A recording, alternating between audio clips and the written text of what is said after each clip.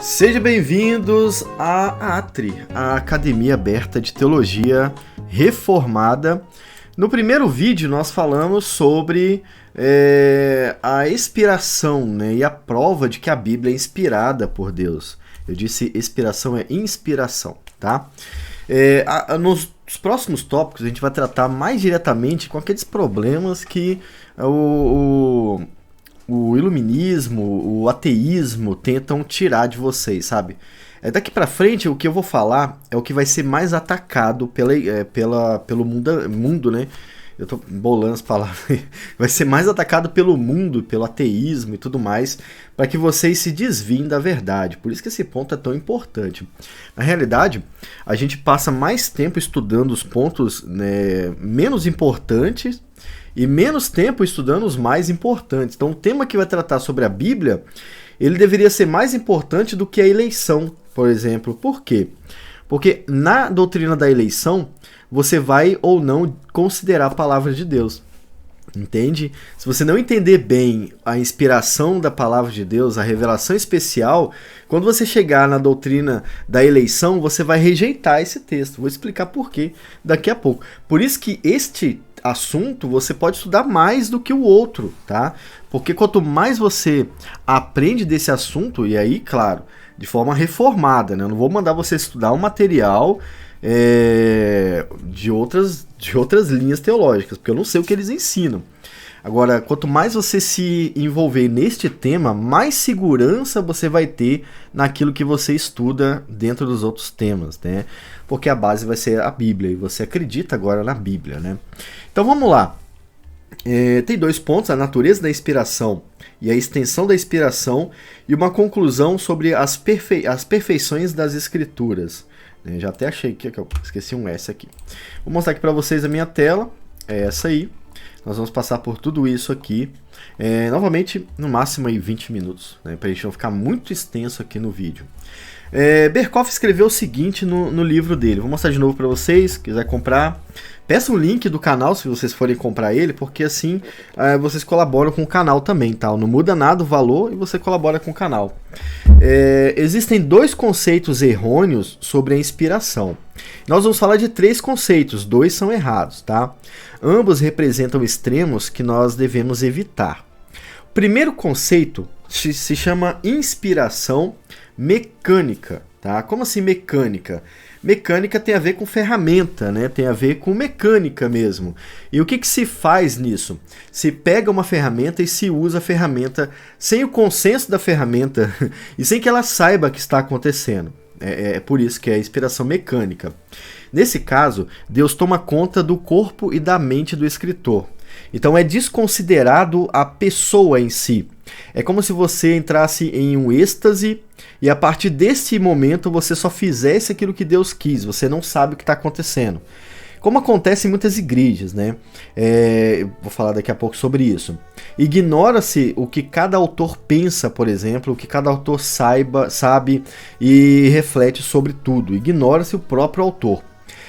Esse tipo de inspiração, esse tipo de ensino, é incompatível com a maioria dos textos bíblicos, como por exemplo, Salmos, que vai tratar da vida de Davi, da vida de outros salmistas, eles falando sobre a sua vida, não é alguém falando em terceira pessoa, são eles falando.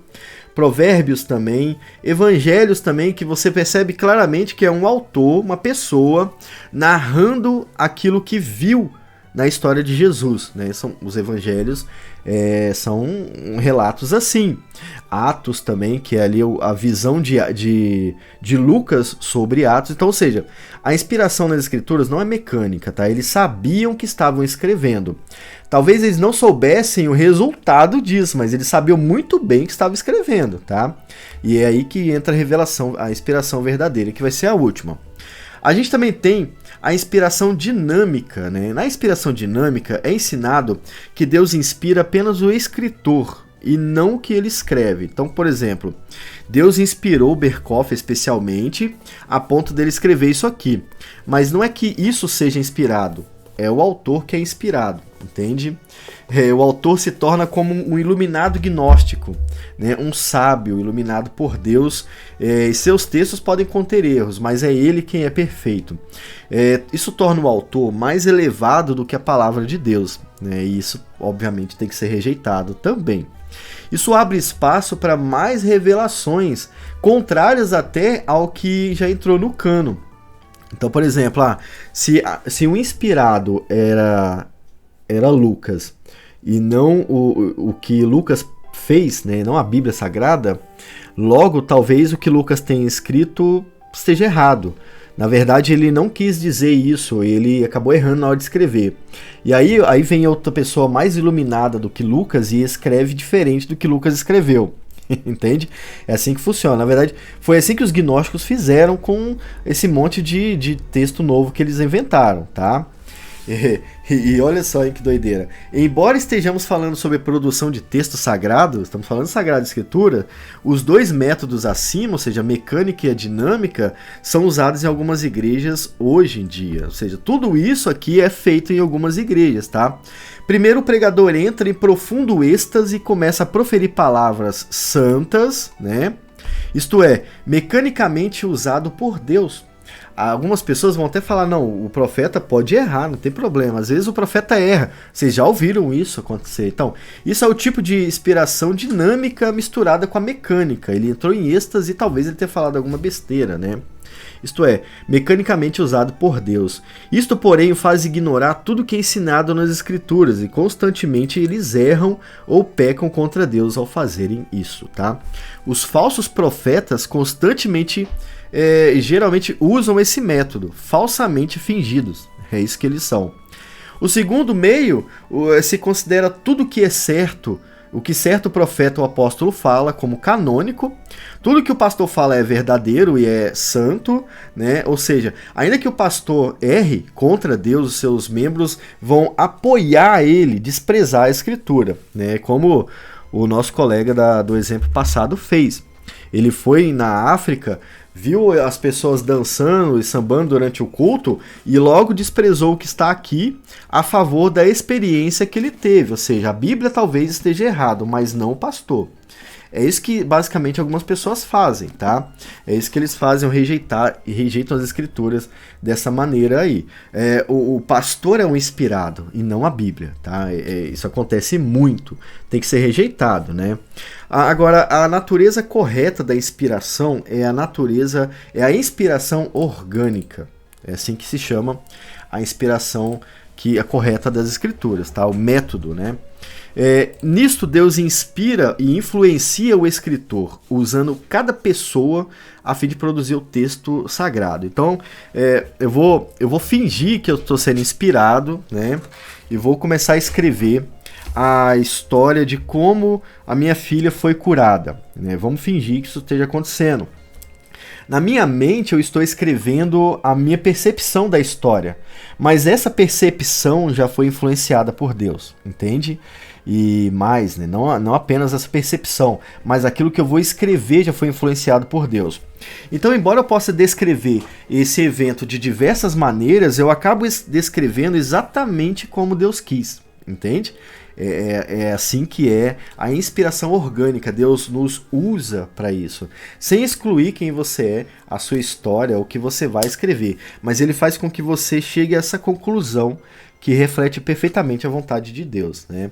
O autor está livre para escrever, enquanto o Espírito Santo direciona a mensagem. Então, quando Davi foi escrever o Salmo 23, ele não estava pensando em escrever um texto canônico que seria lido na igreja todo domingo, ou que seu filho ia aprender desde criança. Não, ele estava apenas externando a sua felicidade em Deus, entende? E o Espírito Santo influenciou ele a escrever isto. E aí a gente vai considerar um ponto bem interessante, né? Deixa eu ver aqui se é aqui. Não, é na extensão.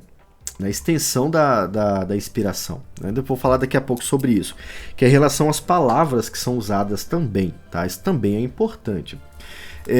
Então, este é o método correto, a inspiração orgânica. O autor está consciente enquanto a sua compreensão está sendo influenciada pelo Espírito Santo. E não é errado ele fazer isso, na verdade nós esperamos que ele faça isso, né? Aí Berkhoff escreve o seguinte, ó.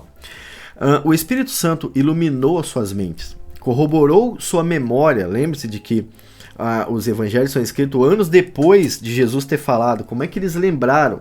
Né? O Espírito Santo fez eles lembrar. Os impeliu a escrever, dominou a influência que o pecado poderia ter sobre os seus escritos e os guiou na expressão de seus pensamentos, até mesmo a ponto de fazer seleção das palavras. Já já vou falar sobre isso. Esse ponto é muito interessante, cara, muito interessante. Será que a Bíblia é toda ou parte dela inspirada? Aqui a gente falou sobre o método usado, né? Agora a gente vai falar sobre o tanto disto que é inspirado.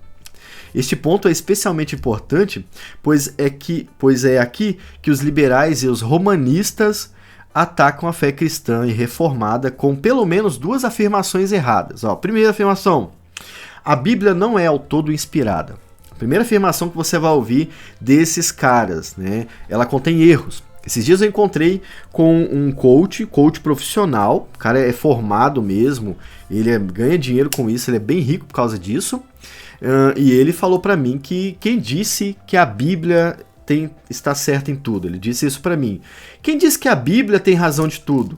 Quem disse que ela é a fonte da verdade? Não, a Bíblia contém erros. Ele falou isso pra mim, tá? E assim, quando eu falo pra vocês, isso parece uma coisa que não acontece, né? Parece, soa como uma coisa que nunca aconteceu. Você tá usando um argumento, mas isso não acontece na vida real.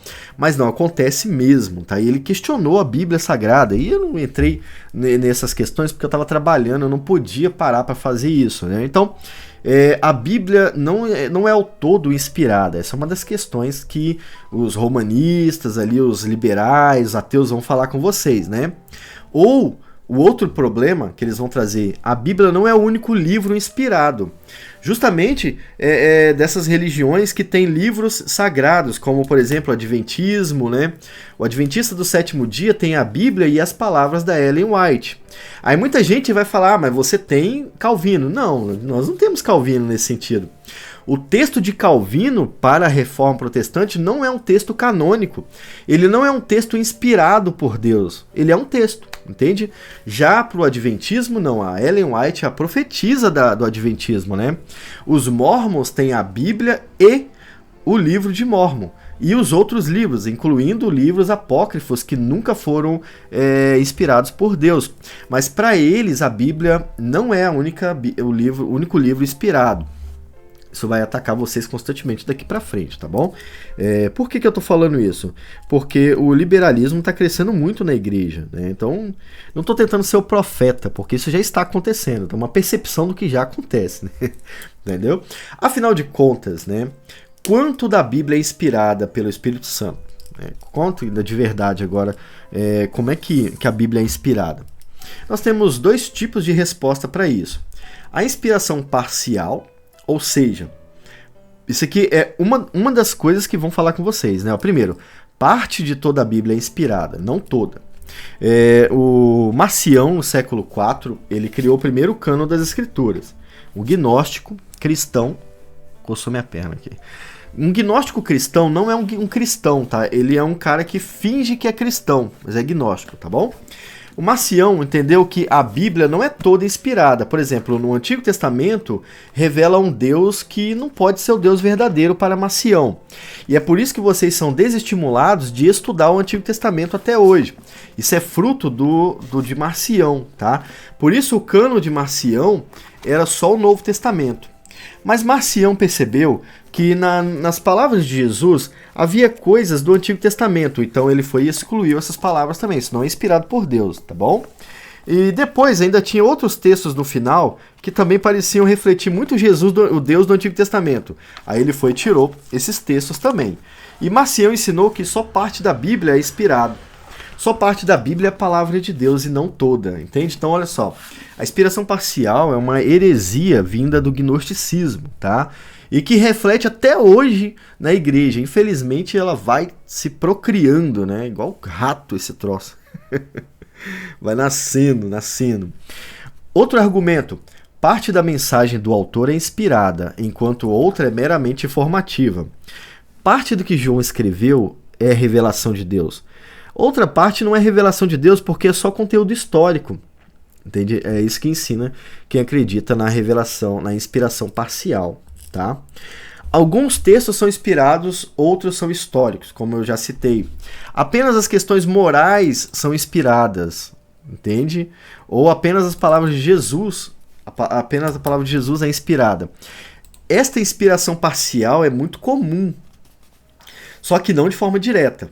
Não de forma direta, até porque quem faz isso não sabe o que é inspiração para falar. Eles não sabem, eles falam sem saber, né? Eles produzem esse conteúdo sem saber. Essa é a inspiração parcial que deve ser rejeitada.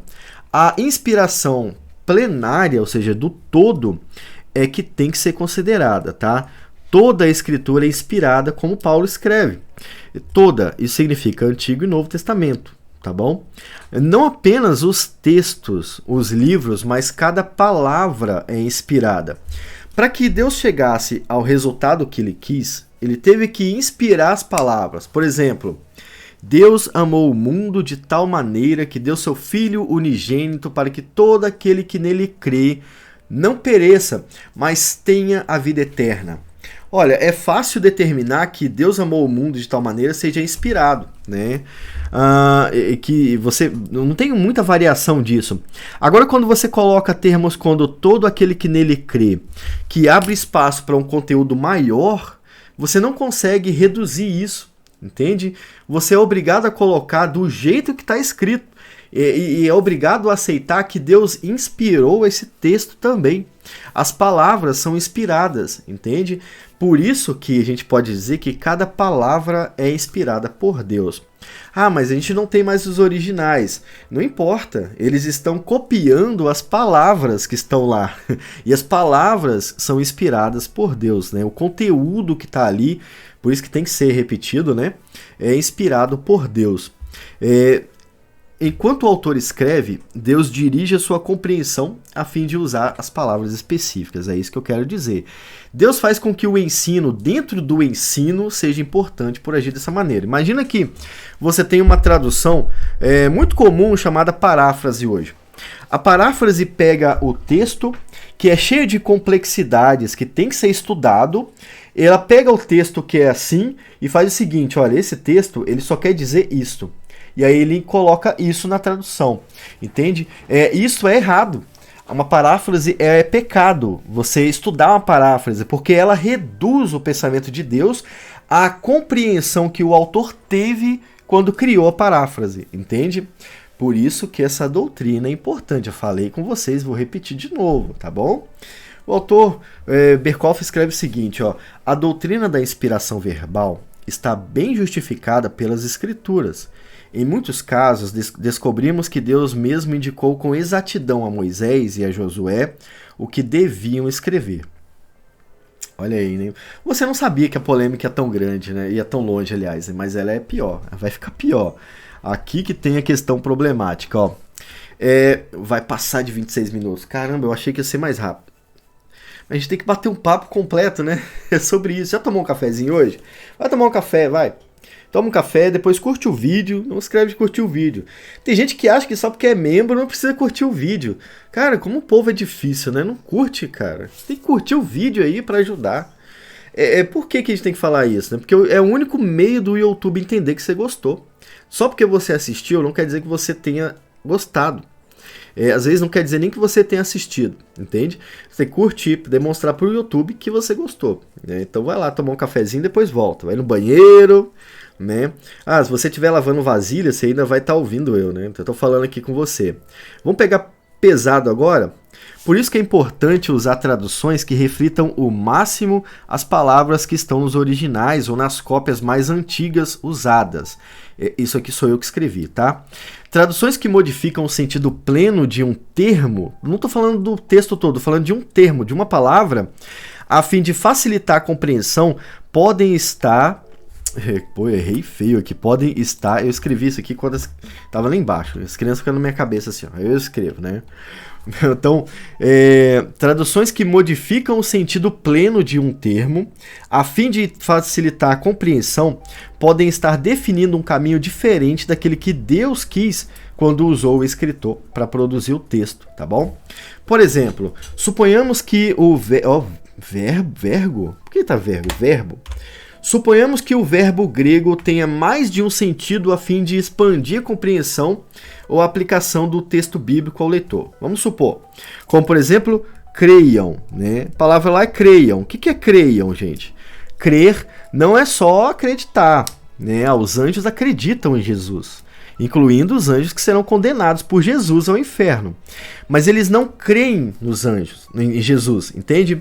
Crer significa ser mudado por uma mensagem, por aquilo que você crê.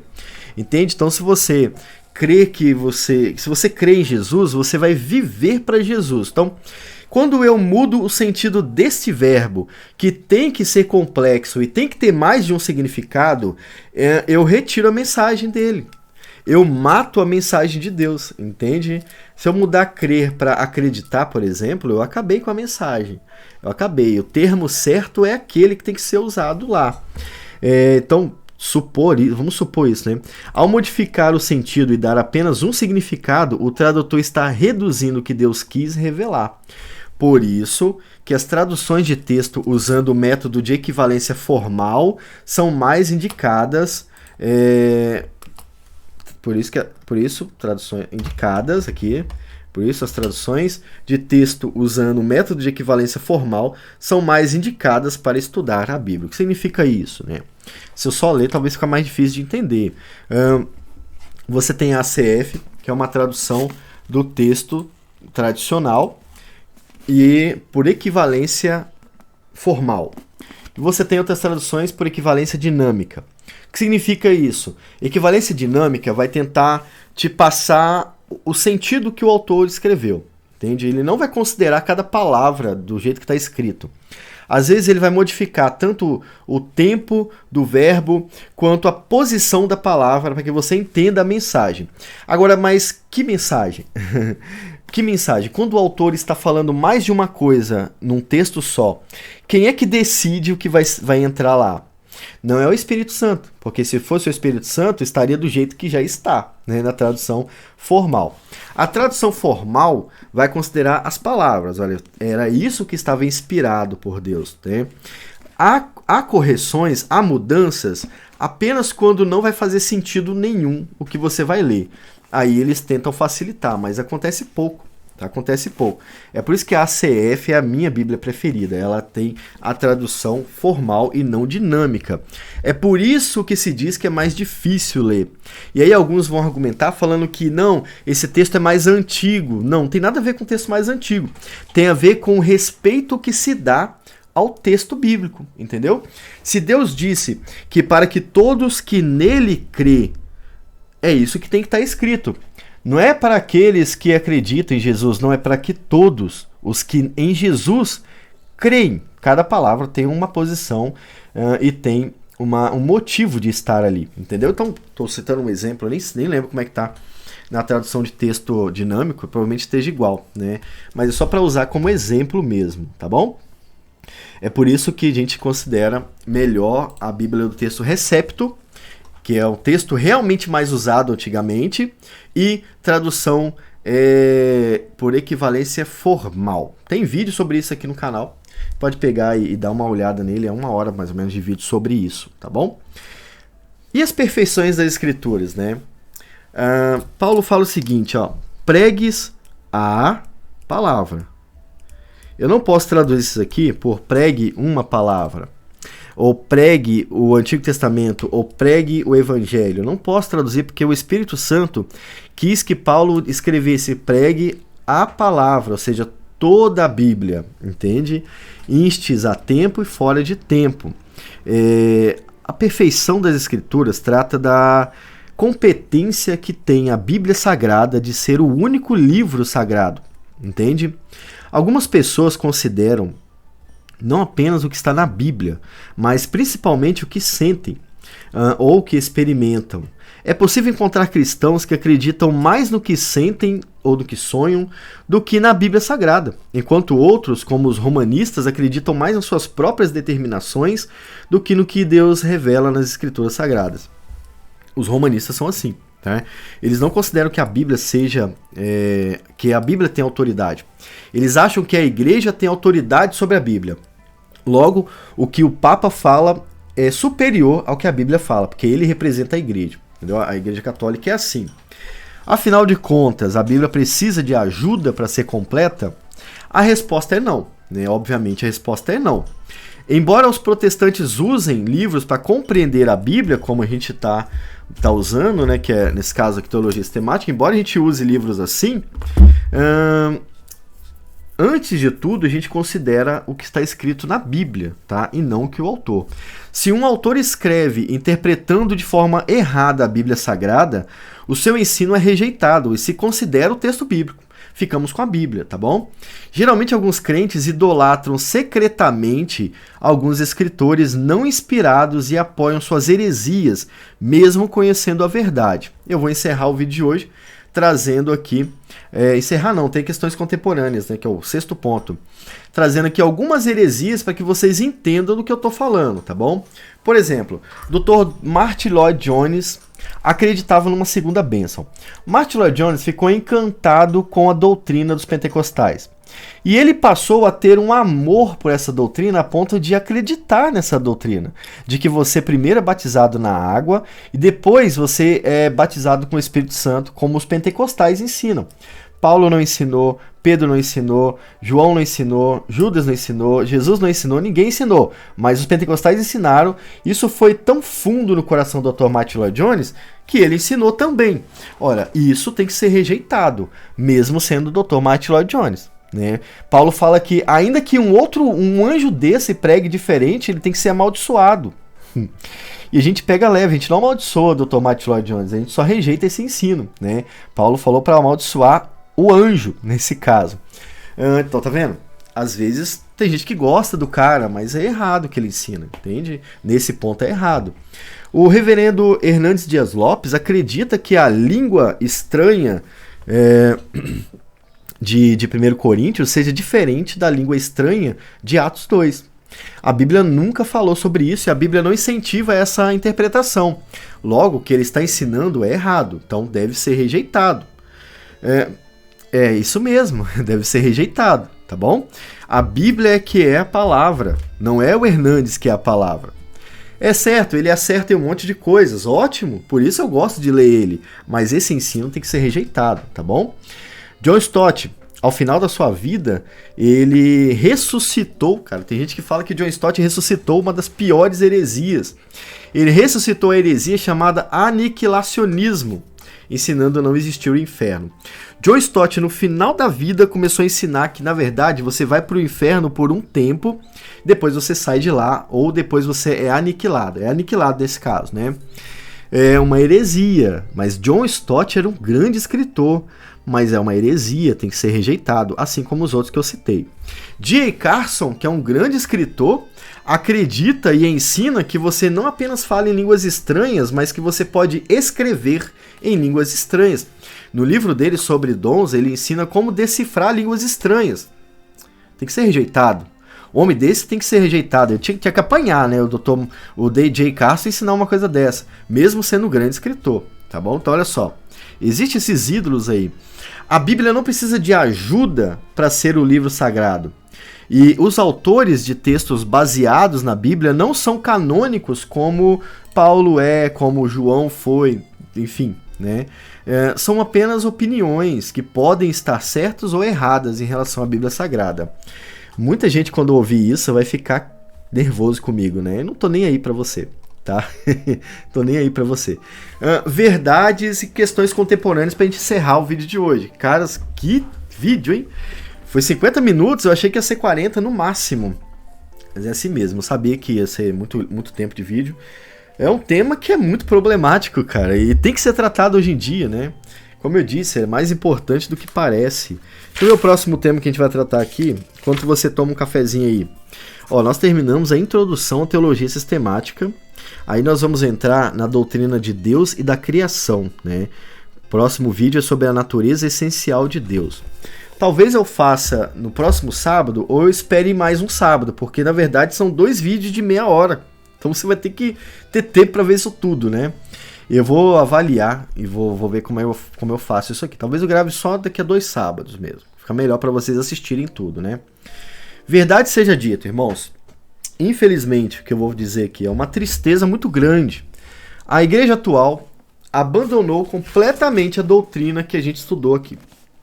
Ah, a minha igreja não abandonou. Ah, a gente faz a mesma coisa. Ah, você não representa toda a igreja. Estou falando de toda a igreja. A igreja atual abandonou isso aqui. Tanto que esse tema é um dos que menos falam no YouTube, na igreja e tudo mais. Por quê? Porque esses temas que eu falei com você destrói muitos pastores, entre aspas, destrói muitas heresias que dão dinheiro, que prende pessoas, que escravizam crentes, entende? A igreja abandonou isso aqui. Nós devemos fazer o quê? A gente não deve aceitar que ela abandonou, você deve lutar para que ela volte com isso, tá? Por isso que a série de vídeos aqui sobre conselhos a novos peregrinos é tão importante, tá? Por isso que é tão importante. Segundo ponto que a gente deve tratar. A Bíblia é a nossa revelação especial. Ela é completa, ela é infalível. Talvez você não tenha entendido porque você é falível. Talvez você seja incompleto, mas a Bíblia é completa. Cabe a nós estudá-la do jeito certo. Por isso que a série de vídeos sobre interpretação das Escrituras aqui do canal é tão importante também, tá? Nós não precisamos de mais nada para completar a Bíblia. É claro, a gente precisa de livros que ajudem a gente a entender a Bíblia, agora completar a Bíblia não, né? Até porque Deus, ele faz com que a gente entenda e ensine, e isso é ação de Deus na igreja também, né? E a gente pode fazer isso lendo livros e tudo mais. Depois, Deus atua não apenas na inspiração, no ato de fazer. Deus também atua na preservação e na tradução, tá, irmãos? Então, vocês não pensem que a Bíblia chegou até vocês por mera coincidência, né? Ah, não, eles tiveram sorte de ter traduzido a Bíblia desse jeito, né? Foi sorte. Não foi sorte, é Deus agindo para que você tivesse a Bíblia na mão. A inspiração é uma das coisas que Deus fez. A preservação e a tradução é outra coisa que ele faz, tá bom? A inspiração ele já fez. A tradução e a preservação ele continua fazendo. Se não levarmos o que sentimos, bom isso aqui. Se não levarmos o que sentimos ao que o texto ensina, podemos cair no erro do romanismo, tá? A Igreja Católica acredita em revelações que santas tiveram. Eu tenho que trazer um livro dessa santa aqui, eu esqueço. Existem livros só com revelações de santas. Né? Revelações de santas, assim, pessoas que eram vivas e escreveram, depois morreram, tá? Eles acreditam nisso. E essas pessoas, às vezes, sonham com coisas, né? Ou sentem coisas, ou veem coisas. São malucos também que veem coisas. E eles acham que isso é revelado pelo Espírito Santo, quando na verdade não é. Essa noite eu tive algum sonho que poderia virar um livro sagrado. Eu sempre sonho muito à noite. Sonho muito. E meu sonho é muito real. Ixi. E muito real, muito real. Eu tenho sonho, por exemplo, que eu estou sendo perseguido por drones no futuro. Cara, o que está faltando para eu escrever um livro sagrado? Revelações de Devaí sobre o futuro, né? E aí eu escrevo, o que está faltando? Agora eu tenho que levar isso à Bíblia e não o contrário, entende? A Bíblia que é perfeita. Você tem que levar o que você sente à Bíblia para que a Bíblia diga se isso é carnal ou espiritual, entende? E na maioria das vezes é carnal. É isso, essa é a verdade. É ruim falar até pra mim, né? Porque eu tenho esse monte de sonho. Às vezes o seu sonho, a sua revelação, a sua visão é fruto da meditação nas escrituras, entende? E não é inspiração como aconteceu com os primeiros escritores. É isso que você tem que entender. É importante questionar o que se prega usando a Bíblia Sagrada, como eu ensino lá no vídeo sobre conselhos a novos peregrinos. É importante não apenas ler, mas meditar e orar pelo que nós lemos. Bom, eu quero que você faça isso daqui para frente, né? Leia a Bíblia Sagrada, Medite no que ela está falando, o que a Bíblia está falando, cara. O que dela eu posso e eu devo aplicar a mim essa semana. E assim você vai ler a Bíblia do jeito certo, tá bom? Faça isso, você não vai se arrepender. Bom, aguardo vocês no próximo vídeo. Deve ter algum vídeo aparecendo agora para vocês aqui também. Fiquem com Deus e até a próxima semana ou as próximas 2 semanas. Não sei, a gente se vê daqui a pouco. Até mais. Tchau.